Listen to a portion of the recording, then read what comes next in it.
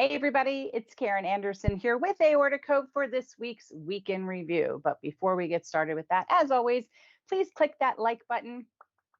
Please click the subscribe button. Click the little bell so that you're notified every time we go live, because you never know when we're going to do a giveaway. You never know what's actually going to be live. And we just had an amazing live Q&A the prior week with individuals, with Barbara Mountain from Doherty, Cella, and Keene Law Firm, discussing how to navigate the disability process. So we go live to review all of our posts. So those of you that are not on social media per se have an opportunity to kind of talk with us from Aortic Hope, voice your opinions, give us a little bit of your background. We also go live for the live events, the Q&As, and then we have some very brave souls, caregivers and survivors, who decide to share their story live so they have a chance to interact with you. So we're going to go live now. And I'm wondering who will join us today, because I did put up a really funky post, I know, on Facebook and elsewhere to remind everybody that we were doing this today because it was my birthday yesterday, June 25th. And so I wanted to celebrate today and give away a few of our medical decals that go in your car. So we'll see who joins. You got to play to win. It's like the lottery. But let's get started. All right. Medical Monday. And what did we talk about? Well, look, the weather's warming up, and I can tell you this firsthand because I experienced this the other day. If it's a really, really hot day, you might actually experience some water retention, okay? And this can be really true whether you've been active in hot weather or not, especially if your fluid intake has been low, and it really depends on how hot and how humid it is outside. But it might seem like a paradox that drinking more water will actually help you get rid of the fluid retention.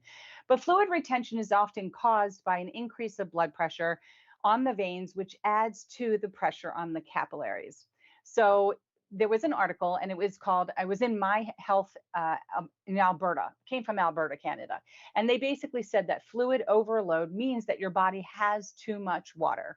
And the extra fluid in your body can actually raise your blood pressure and force your heart to work a little bit harder. It can actually also make it really hard for you to breathe. So this can be very concerning for people in our community. So if you're finding that you're having problems with shortness of breath, if you're finding some edema or swelling in your ankles or in your hands, you might want to mention that to your doctor. It is relatively normal. I think a lot of people experience some swelling in their fingers. Rings start to feel tighter when it's really hot outside, especially if you're walking and you're swinging your arms down low.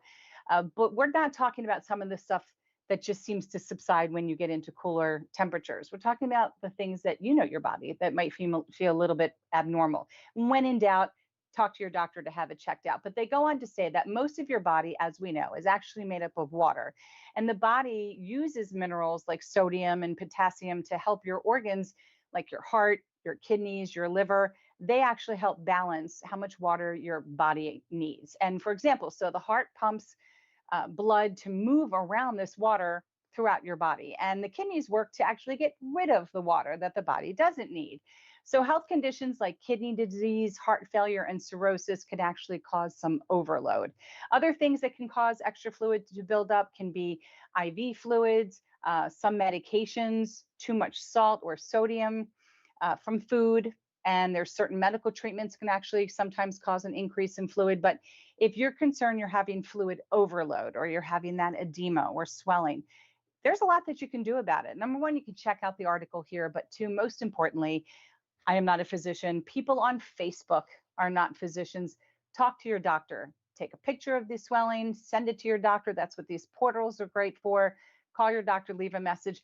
I actually had the opposite experience. I went to the winning Orioles baseball game for my birthday, courtesy of my son, yesterday, and it was hot. I mean, it was blazing hot. It was just so humid. It was so humid. And at one point, I just got really, really dizzy. And I don't know, we've talked about this on here before. I experienced what I can only call kind of like when you get a cramp in your calf, but it was in my eyes. So to me, the world appeared very crossed. But to anybody else looking at me, you would not see that my eyes were crossed. And there is a name for this condition. I can't remember, but it happened. And as soon as I felt it start to cross, I just kind of calmed down, waited a minute, but it makes you terribly dizzy. There's a lot of vertigo when your eyes get crossed. And it didn't go away for quite some time. So I start testing myself to make sure everything's level and the same, because I got scared I was having a stroke. Well, I read up about it, and it actually can be caused by dehydration. So I had 4 bottles of water, and I did not go to the bathroom at all during that game. That just gives you an indication on how dehydrated I actually was. And that's not good. So there's a variety of things that were starting to happen in my body, not to mention you can have heat stroke when you're out in the sun. And I did have a baseball cap on and I did keep going into the shade, but just be careful. Be careful out there. I mean, I know we're in the mid Atlantic region right now, which is experiencing mid 70s, but the humidity's at 1 million%. It's still problematic, especially if you're having issues with shortness of breath or you're having some type of edema. So please make sure have that conversation with your doctor. It's super duper important. How are you, Joshua? Everything good? Merp. Yeah, Merp? yeah, we're Okay. looking so good. We've got Bo and Rob saying hi today. Hey, Bo. Hey, Rob. Nice to, can't say see you because I can't, but I The can aortic imagine you. chef. Yeah. All right. Good to have you guys there. All right. We're going to move on from Medical Monday. Let's move into Topic Tuesday. So this is Adam Ahmed, our third year, soon I'm going to be able to say fourth year, third year medical student who's helping us out with our Topic Tuesday. He's also the director of retail operations. So check out our latest shop, our it's sweat shop or no, spread shop. I always want to say sweatshirt, spread shop. And the link for that's under our Hope Shops. But he is participating in providing us these amazing, wonderful Topic Tuesday posts. And last week, we talked a lot about the drugs that are used to help treat high blood pressure, including ACE inhibitors, angiotensin 2 receptor blockers, beta blockers. I'm going to butcher it, aldosterone antagonists. Oh, la, la, la. He wants to know if you can answer this week's challenge. So here's the question. What drug class, ACE inhibitors, angiotensin 2, et cetera, all the ones I just mentioned, are the following medications? And he lists 4: losartan, metoprolol, lisinopril, and spironolactone. And he wants you to kind of determine which one is in that classification. And no, he didn't give me the answer. So I can't tell you the answer, but I'll ask him for the answer. But think about that. I'm curious to know how many of you were able to retain everything. I know for me last week, learning about these hormones and how they're released in the body and how they produce higher blood pressure and all of these ACE inhibitors and drugs that are named after these hormones and how they help reduce the blood pressure, I thought it was fascinating. But to keep this theme going of hypertension, and I believe this was the last week that we're discussing hypertension, uh, he decided to talk about a very important class, which would be diuretics. And this is also important because it kind of plays into medication or Medical Monday that we just discussed. So sometimes diuretics are known as water pills. And I know a lot of people think that they're these magical pills that can take off 5 pounds of water weight, but it's just simply not really the case. It'll help you lower the amount of salt or water and your blood pressure ultimately in your body because it increases the amount of times that you actually have to urinate. That's what it does. So here's a little picture about the nephron anatomy and basically dealing with your kidneys. And I'm not going to go into all of this because you guys should check this out because I don't want to even try to screw up the whole process and the direction of the flow of everything. But as the blood flows through the kidneys, it's going to actually contain salt and water and waste that the kidneys will take, and it actually filters it before returning anything to the body. So there are several channels throughout the nephron functional unit of the kidney, and it actually works to reabsorb these things such as sodium, glucose, proteins, and water. Okay, so diuretics, what they do is they have their effect by blocking different channels in your kidney that reabsorb salt and water. And by blocking the reabsorber, these channels, these substances will actually remain in your body and remain in your urine instead of returning to your blood and will go on to be removed from your body when you use the bathroom. So that's the basic function of the diuretic. Um, so there's several different types of diuretics. I'm sure we've heard of a bunch of these, and they all kind of have a unique function and a different type of an effect and potential side effects as well. So here's an article. He included an article from the Cleveland Clinic, but here's some highlights from that article. So thiazides, which are a specific type of diuretic, and these would be hydrochlorothiazide, chlorothiazidone, I think I'm pronouncing these right. Okay, so thiazides actually function by blocking a sodium chloride co-transporter, causing increased salt and water to stay in the urine. So their main benefit that's seen in patients is actually, if you have hypertension, it allows a moderate reduction of body in your body volume. So it's a moderate type of drug. And one other unique benefit from the thiazides can be seen in patients with recent calcium kidney stones. And this is because although the thiazides cause a loss of salt and water, they increase the reabsorption of calcium from the urine back into the body. So less calcium in urine means a lower risk of them hardening into a stone. And I'm sure all of us would like to avoid having the calcium kidney stones. So the main side effect of a thiazide type of a diuretic would be dizziness, and it could be a headache. Because this loss tends to happen relatively fast. It does not take long, really, for these medications to take effect, and you're going to the bathroom. You can have some hair loss, some muscle weakness, which would be due to a decrease in potassium. Now, I have seen some of these medications with an added potassium in them, but again, these are all conversations you can have with your doctor and with your pharmacist to understand more about the specific medication that's being prescribed to you. Now, there's also a diuretic that's called a loop diuretic, and this would be furosemide, which is otherwise known as Lasix. And I cannot even pronounce the next one. Bumetanide? That sounds good to me. A loop diuretic actually functions by blocking a large sodium potassium chloride channel, causing massive loss of salt and water from urine. Whereas the other one we just talked about was moderate, this is more massive. And loops are much more powerful than other diuretics, and they can cause a significant reduction in volume from the body, meaning you're going to have to really, really, really go to the bathroom. For this reason, they're less commonly used in patients with hypertension compared to the thiazides. Because think about that. If you're losing all of this volume, you could potentially see, I would suppose, a significant drop in your blood pressure. So their main use is for patients that have congestive heart failure. So that really helps in getting that extra fluid off and around your heart.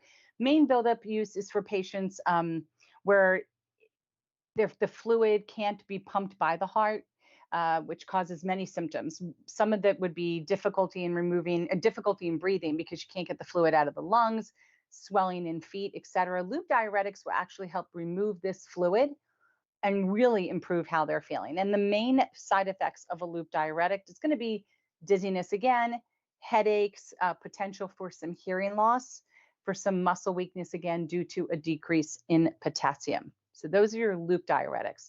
So it's just giving you a little bit more specific detail than the resource that we have in the resource section from Dr. Kristen Watson about these medications. She does mention these medications, but this is really a lot more detail about what this is doing to your body and those individuals that would be on these medications. Okay, the next one brings us to potassium sparing diuretics, and that would be triamterene, amiloride. I don't know if I put the emphasis on the right syllable. I'm trying here. But if you've noticed from loop and thiazides, one of the main side effects in these particular drugs is that they can cause a drop in potassium within the body, which we all should know when you get those muscle cramps in the middle of the night in your calf and it forms a ball and you want to start punching it, it's probably because you have a loss in potassium and you need to increase that a little bit. So while a mild drop in potassium is usually tolerated by patients, some susceptible individuals could be at risk for a more serious side effect from low potassium, and this could actually cause heart arrhythmias. So potassium sparing diuretics might actually be a much more viable option for people because it allows a reduction in the salt and the water in the body without sacrificing the potassium. So that's a big difference from the prior two drugs that we just talked about. So they actually work by interfering the potassium channels in the latter part of the kidney and antagonizing the effects of aldosterone, which we've talked about before, which normally increases potassium removal from the body. So one of the main side effects from a potassium sparing medication would include hyperkalemia. Okay, it just means too much potassium. Now you've got too much in your body. Headaches and dizziness.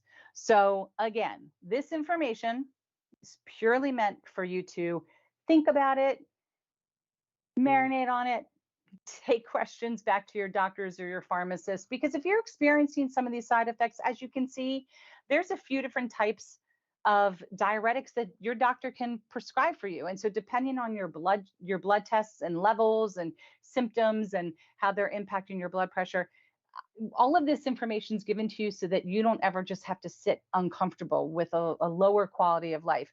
Speak up, keep a log, keep your numbers, have the conversations, share with them maybe some information that you're learning, and let your physicians make the decisions on any changes that need to happen. So don't go adding potassium, don't go taking away potassium, don't make decisions.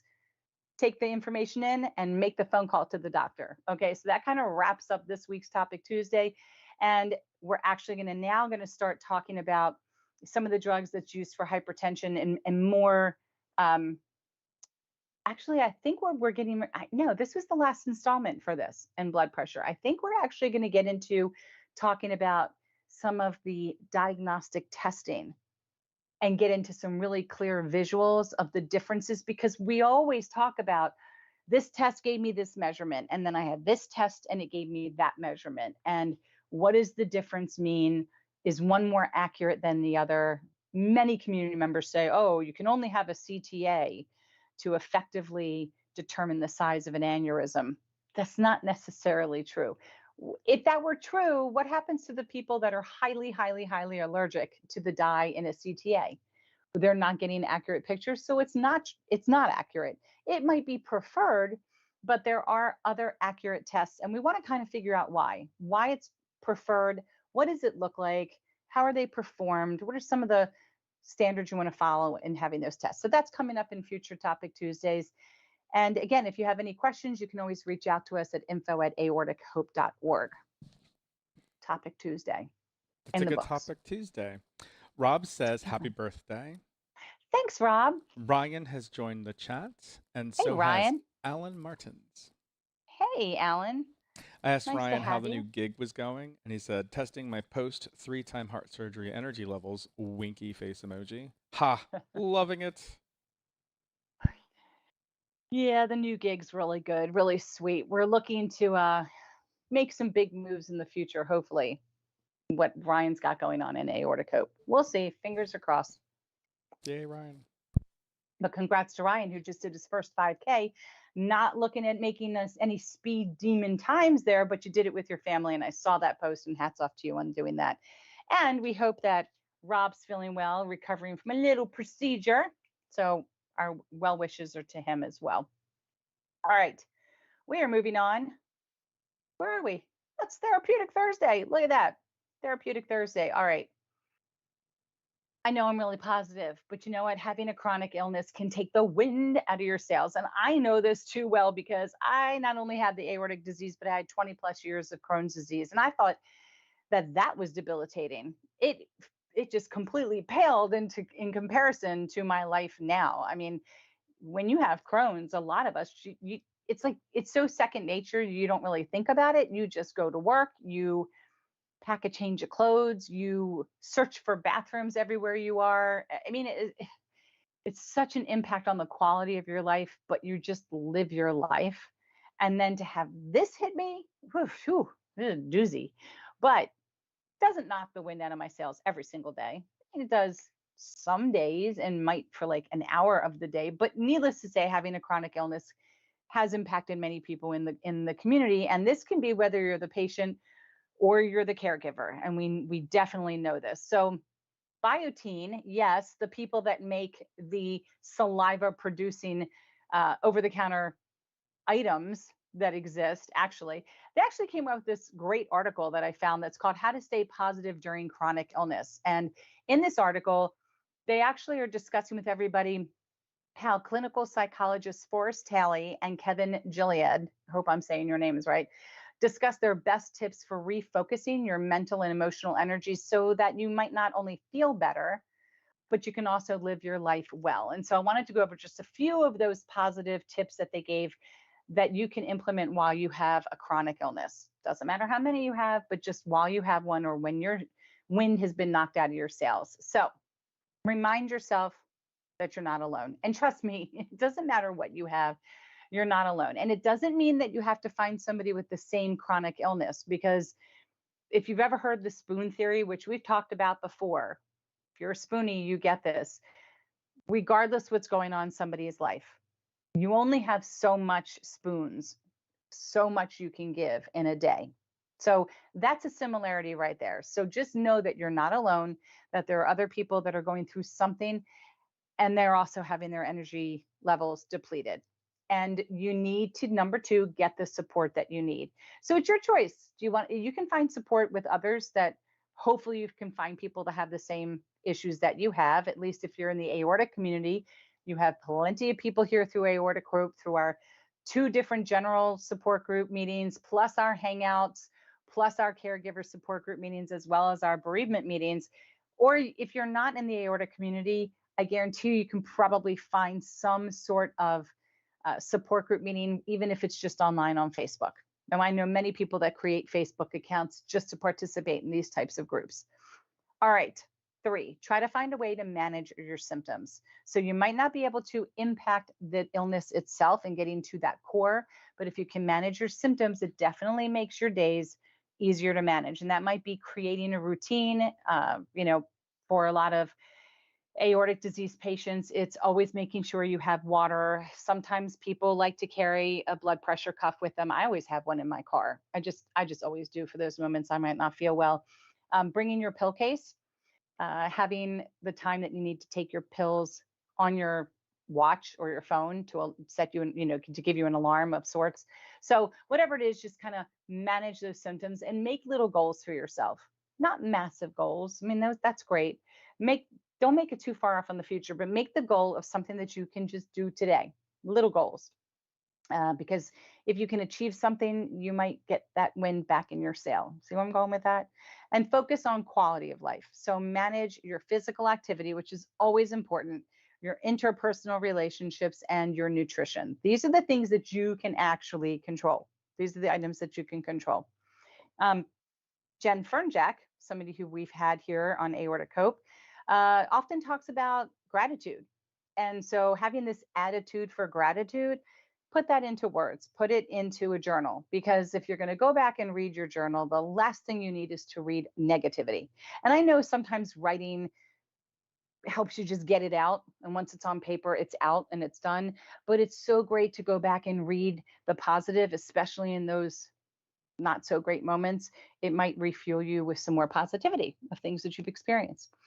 All right, this one's kind of tough, but number 7, let the illness make you stronger. This is going to mean many different things to different people. We always talk about don't let it define you. I mean, just look, life is short. I am not Crohn's disease. I'm not this dissection. I'm Karen. I happen to experience these things. It just happened to my body. I've often said it. I have bad genes. We're not talking Jordache or Sassoon for those of you that are in the age bracket and understand those names. We're not talking bad genes that you put on. I got bad genes. That doesn't make me a bad person. It doesn't make me hate life. It doesn't make me have a less than life, right? So it actually made me stronger, and then it gave me a deeper sense of appreciation of other aspects of my life. And it's not that I'm grateful that I had an aortic dissection, because that would sound ridiculous. What I'm grateful for is what came around through the recovery of this illness. What I'm grateful for is past recovery, waking up and really seeing that I still truly have a blessed life.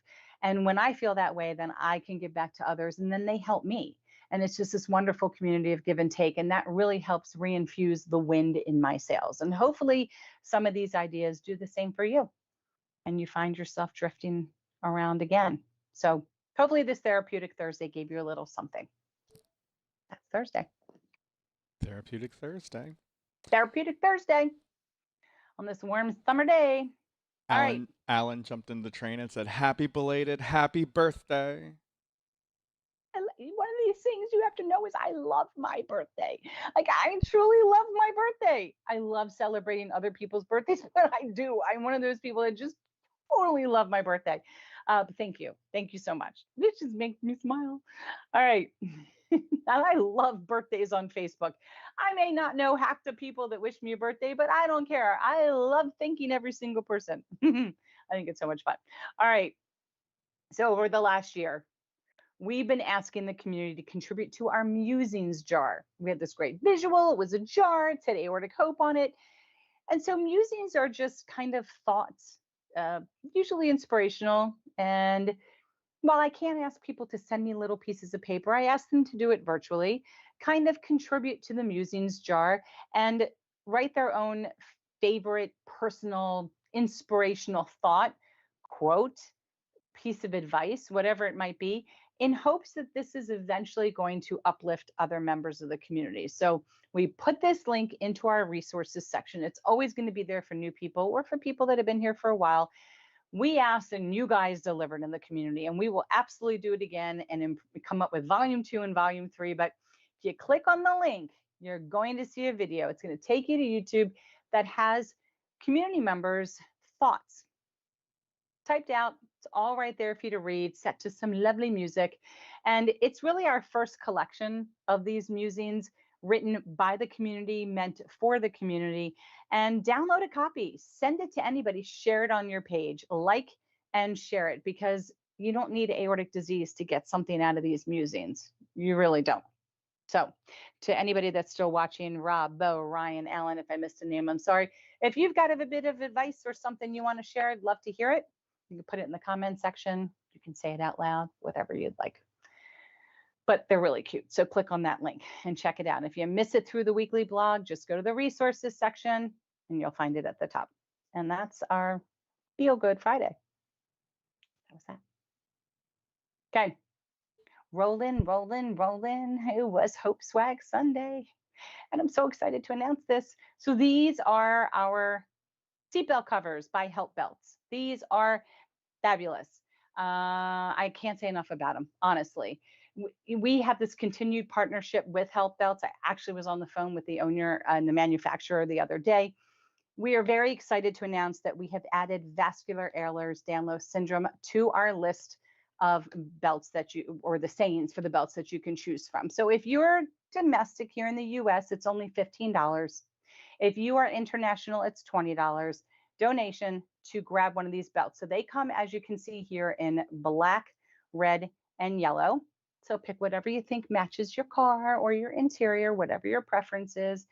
And you've got a couple different sayings. So you can choose, and I'm going to go back up here again. You can choose for this space right in here to say abdominal aortic aneurysm, thoracic aortic aneurysm, aortic dissection, regular medic alert, Marfan syndrome, vascular Ehlers-Danlos syndrome, and Loewy-Dietz syndrome. So we've got pretty much everything covered that's going on right now in the aortic disease world. And they're 9x2. They Velcro on the back. You can actually just take a sponge if you get a little dirt or schmutz and just wipe it off. What's great about these is on the inside, there's a card where you can put your ICE, which is your in case of emergency contact information and phone number, your medications that you're taking, your physician's contact information, any allergies that you have, anything that you think a first responder who's going to react to that known symbol, anything that they need to know is going to be in there. And this woman and this company have partnered with EMT, EMS in general, and first responders. They are aware, they have approved it, they love it. So if you're in a car, passenger, driver, whatever seat it may be, if there's an issue and you're unable to communicate, this is going to really be able to communicate very effectively and very rapidly that there's a problem and there's a potential serious situation going on. So I think that you should check this out. They actually can come in French because of our friends in Canada from the Loewy-Dietz Syndrome Foundation in Canada. We had some created in French. Spanish can always be created upon request as well. But take a look at these. There's a donation form that's located under Hope Shops. So right up at the top, click on that. This will be the first link that you're going to see, give you an opportunity on the form to order this, or you can order our magnets. It'll all be included. But these are amazing. You should really check them out. So Hope Swag Saturday. All right, going to move on. Scientific Sunday. If Ryan's here, wait till you hear me break some of this down. Even though I had to print it off because there's so much information here and it's all such good stuff. I still wanted to I wanted to cover a lot of it without reading through the entire thing for you. But okay. So Scientific Sunday.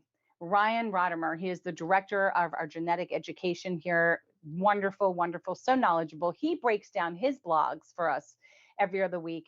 It's so easy to read the information that he creates. And I implore you to check this out because what's going to happen is we're going to find out that aortic disease is primarily genetically connected in some point in the future. So even if you've been tested, and even if you've heard that sometimes people are tested and it comes back negative, that is only for today.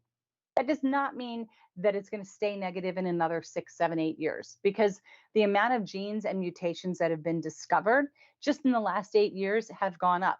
So I experienced my first genetic test in 2016, a year after my dissection. I just was tested again, and there was more genes to look out for. So I'd say keep searching, have it retested every, I don't know if Ryan's still there, maybe he can give insight, but I would say at least every 6 to 8 years, check in, find out if there have been more genes discovered or mutations and see if you can get yourself tested. But so we've been discussing a variety of, of topics, but genetics, once a far off dream, has really transformed into this reality. And it's like as close as our fingertips at this point. So with it comes the promise of personalized medicine, the potential for early disease detection, and a wealth of insights into our own genetic makeup. And it's just so unbelievably fascinating. But while these scientific strides are exciting, they can also leave your head scratching with this. So how much is this whole process going to cost me? Because we always know there's a cost that's potentially associated. So chatting about costs and insurance coverage and all things financial with genetic testing, there really is no need for penny pinching or panic or insurance-induced insomnia, as Ryan says. In this blog, we've got you covered. He goes over everything for you, and you can always reach out to Ryan at myaorticjourney.com.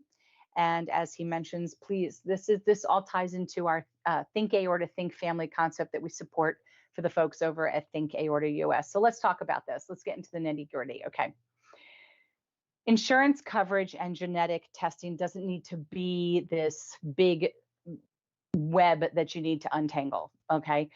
You don't throw in the towel when it comes to thinking about genetics and having your genes tested. Okay, it's not as overwhelming as you think. Let's look at some of the key points that he mentions here. So insurance coverage. This is actually really good news here when it comes to if you have insurance.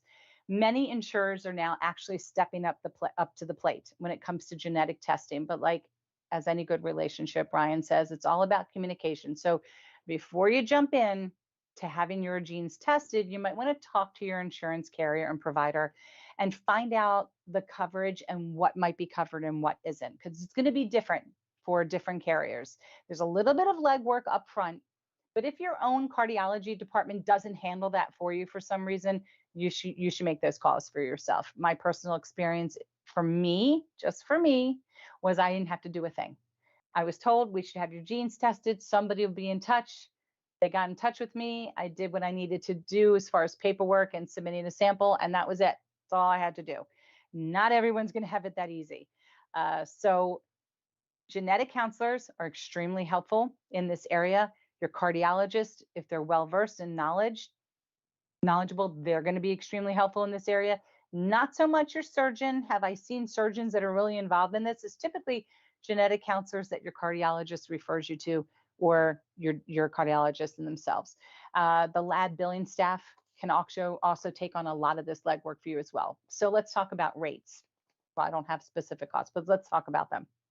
Okay, so if an insurance company starts sending you into this massive downward spiral tailspin of costs and pre-authorizations and blah, blah, blah, blah, blah, blah, blah, and it's just going to be too much work, you should consider the self-pay discounted rate.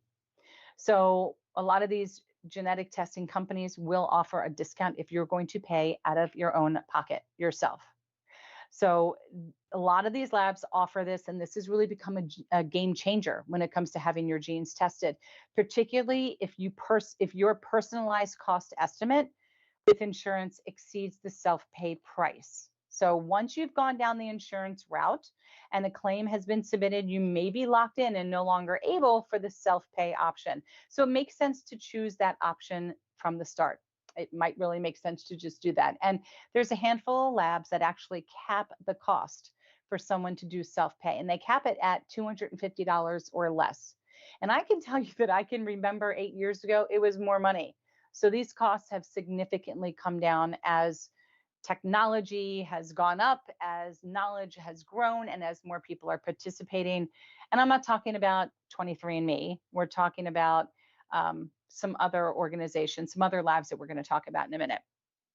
So, first thing you need to know, as with many different things, if you're going to go down the insurance route, potato, potato, if you're going to go down that, many health plans actually require prior authorization. They sometimes require prior authorization for a CT scan. So, why should we assume this would be any different? So, if they need this, what does prior authorization actually mean if you're going to have some tests? So, it means that your insurance company needs to actually give the nod of approval for the test before they determine whether or not they're going to cover it.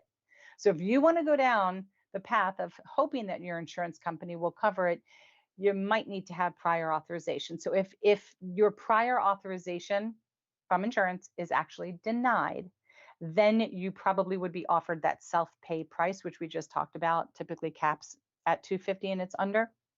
And that's going to be for your specific genetic test. This could be, there's a bunch of different things that go into this test. So simply ask for a referral for genetics from your doctor. And if the closest genetics clinic is too far away from you, then there's multiple telehealth genetic counseling services available. So my genetic counselor, which was Hopkins, was just down the road. But I still did it telehealth. I didn't need to go in. I just needed to fill out the paperwork. And I just needed to submit a sample, and everything happened within a week. It was all very, very, very fast. So in network laboratories, and I'm sure a lot of this probably is applicable to blood tests. I'm sure we've heard a lot of this when it comes to blood tests and having things be pre-authorized and where you're going to go and closest labs and stuff like that. So some labs are actually considered in network for most health plans, and that includes the big players like Aetna, like Cigna, Anthem, United Healthcare, and a lot of these labs also accept national and regional carriers within the United States. But even if a lab is in network for your insurance plan, it doesn't mean that it's going to cover 100% of your costs. Our system is screwy, and we're not going to talk about that today. But even if your insurance is supposedly covered, it doesn't mean it's 100% covered. The total amount that you're going to owe is actually determined by your individual health plan. So it's really best to contact member services and to get more information, or in most cases, let the genetics counselor make that call for you, let the lab, they're going to figure it all out. So a lot of this stuff sounds like it's so much legwork, but there's other people in place that actually will do this legwork for you. Okay. Medicare and Medicaid. There's a lot of people in this community that are no longer working, that are on disability, that now receive Medicare and or Medicaid. Okay, so Medicare does not actually have guidelines for the coverage of genetic testing as it relates to cardiology. However, there are some labs, such as Invitae, that may not balance bill the patient if they have straight Medicare. So, and this can be subject to change. In my particular case, my Medicare, which was my primary, and my secondary, I didn't pay anything.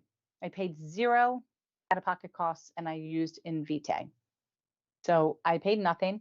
This is the second time I've paid nothing. 8 years prior, when I was utilizing the marketplace as my insurance because I was no longer working and COVID was too much money. So I was using Blue Cross Blue Shield. I paid nothing, and that was with GeneDx. That's another organization. It's another lab. I paid nothing both times. But if your Medicare policy is managed by another insured, like Blue Cross Blue Shield Medicare, okay, it might actually be best to go with the self-pay discounted rate. So these are all things, again, you hope your genetics, counselor is going to make these billion phone calls for you, determine, do we go through insurance? Do we need prior authorization? Should we just do self-pay?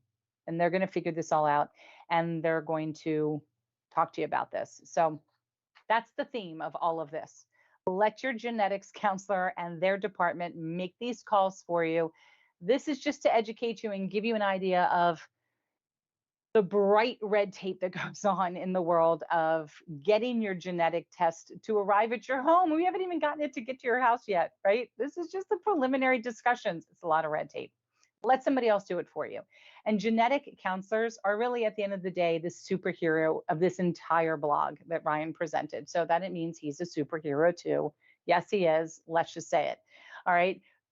These Ryan is a professionals are. superhero. What did you say? Ryan is a superhero. You said He's say it. totally a I'm saying it. superhero. He just needs a cape. Totally a superhero. But they not only can help with working out items with the lab and insurance and finding the most cost effective option for your genetic testing, but they're also equipped with the expertise to help you navigate the maze of genetic testing costs and insurance coverage, which ultimately will give you the peace of mind and potentially saving you a pretty penny in the process. Let the genetic counselors do what they do best, right? So, in conclusion, navigating the costs and the insurance coverage in genetic testing, it's a daunting task. But if you're armed with the right knowledge, which is let the genetic counselors do it, it doesn't really have to be. And if you're at least familiar with the process, then when they mention some of these things we've talked about to you, it won't seem like a foreign language. So whether it's understanding your insurance coverage, considering self-pay discounted rates, or enlisting the help of a counselor, there's plenty of routes that you can choose from to make genetic testing actually affordable and accessible. So don't let that conundrum of cost actually hold you back from having testing done if that's what you'd like to do. There's a lot of other issues, pros and cons when it comes to having clinical testing versus research. So I'm sure we'll get into that at some point, um,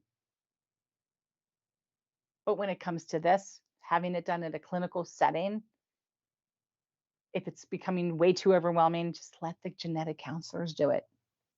Let them do it. And make sure you get everything in writing so that there's no confusions. I would say, for me personally, I'd want it in writing. Here's your estimated cost. Wink. Not so if you're told zero and then all of a sudden, $250 comes back, you kind of can then ask questions why. So thank you, Ryan, for breaking this down. At the end of the day, we know that it's important for a lot of people to be genetically tested.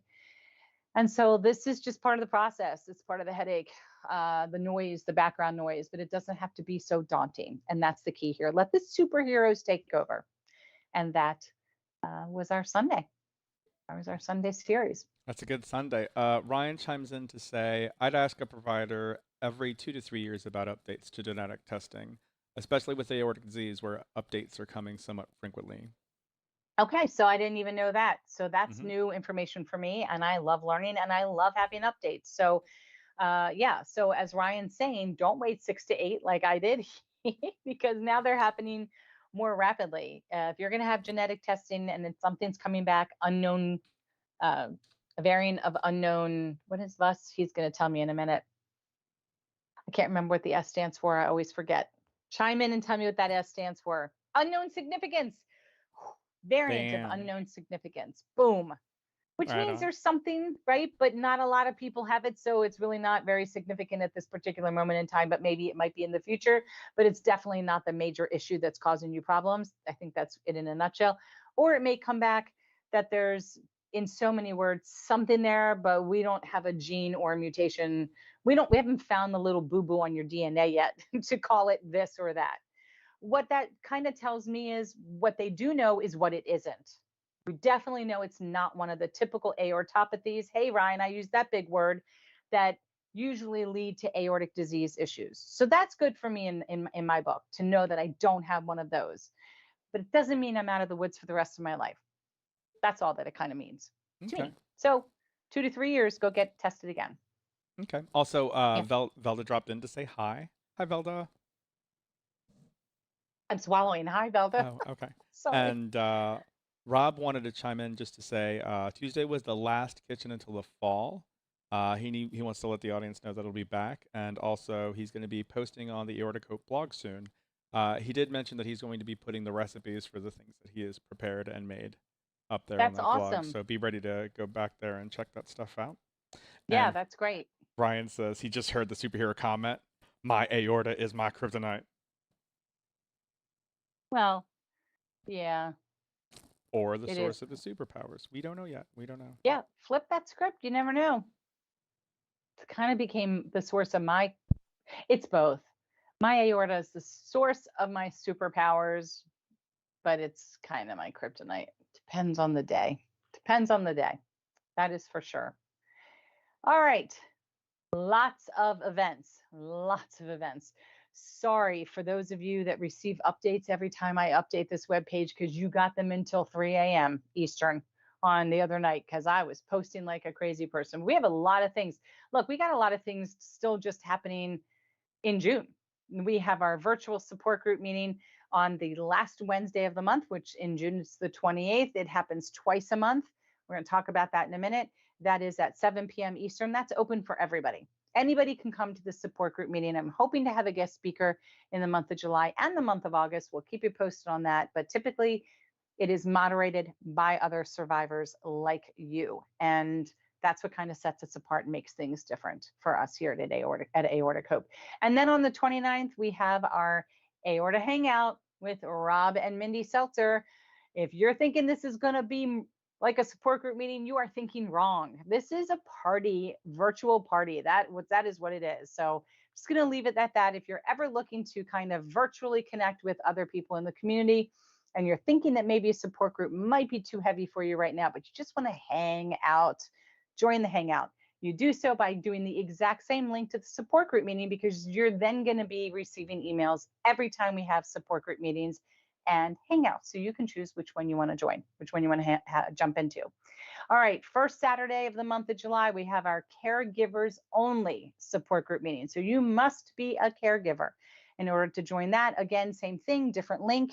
You fill it out once, you'll be notified of all future caregiver meetings. And there's 2 that happen in the month. As always, on Mondays, we have a week in review here at 3 p.m. And sometimes it's with me. Every now and then it's with Tammy, another one of our board members and another survivor here at Aortic Hope. On this, usually it's the first Tuesday of every month, we have our Aortic Hope, Aortic Bridge combined virtual support group meeting. However, Tuesday would be July 4th. So we've moved that to Thursday, which means the support group meeting will be at 12, followed by the ability for everybody to stay and go right into an Aorta Hangout. So usually we would have on that particular week a support group meeting on a Tuesday and a hangout on a Thursday, but because it's 4th of July, we're going to just kind of do one and let it move right into a hangout. So anybody who wants to just kind of hang out afterwards, you'll stay on the virtual, you'll stay on Teams and just keep hanging out with each other. All right, so then what we have on the 6th that evening at 6:30 p.m. is Ask a Doctor. Now, we have been doing these Ask a Doctor events on Facebook only for years with Dr. Prakash out of UT Houston. He's been so gracious to give us 2.5 hours of his time answering questions that people were typing in to a Facebook post. But we had such a successful event through our AHTV podcast here on YouTube that we are moving that again this month. We're still testing, we're seeing how it's going, but we're moving it again to July 6th at 6:30 p.m. If you click the bell and you subscribe, you'll find out that it's going to be happening, and you just need to click the link and you'll be in with us. And you can ask questions live of Dr. Prakash, who is a cardiologist that also specializes in research. Just know these questions will be seen by everybody and anybody. This is public. So if there's a private question you want to ask, I believe, Josh, they can click a link in that event to pose an anonymous question, correct? Yep, we'll have a link for anonymous questions for sure. Okay, wonderful. So you don't need to email them to us ahead of time, but if you want to, you can send it to info@aortacope.org. Otherwise, there will be a link so you can do it right there in the event. Anything else we've got? All of the dates are up here. Most of these things happen multiple times in a month. I think that's pretty much just the only thing off the beaten path, but every one of our Hangouts are listed. Our 3 other support group meetings are listed. So busy, but not as busy July. And what we're really hoping for, honestly, is that everybody stays cool, Stay cool as the weather continues to get hot and gets humid. Stay hydrated, stay safe, and please don't forget to click like and share. Someone will get some information out of this, and click subscribe so we can see you here next time we go live. Hey, thank you to Alan and Ryan and Velda and Rob and Bo. And that's 6 people. So you know what? I feel pretty good about giving everybody a decal. What do you think, Josh? Is that what we're doing? I like it. I like it. I like it. Everybody for coming out and hanging out and just extending my birthday fun is going to get a medical alert card decal in the mail, and you can put it in your window. Hey, this is another great way to let people know if you were in trouble. Hey, there's something here we need to take a look at. And if you got the seatbelt cover, they would know even more, but this is a great start. So Josh will handle getting a link out to you so that you can fill it out and we can send this to you in the mail. And thank you again so much. And we will see you here next Monday, 3 p.m. Eastern. Have a good week. Bye-bye.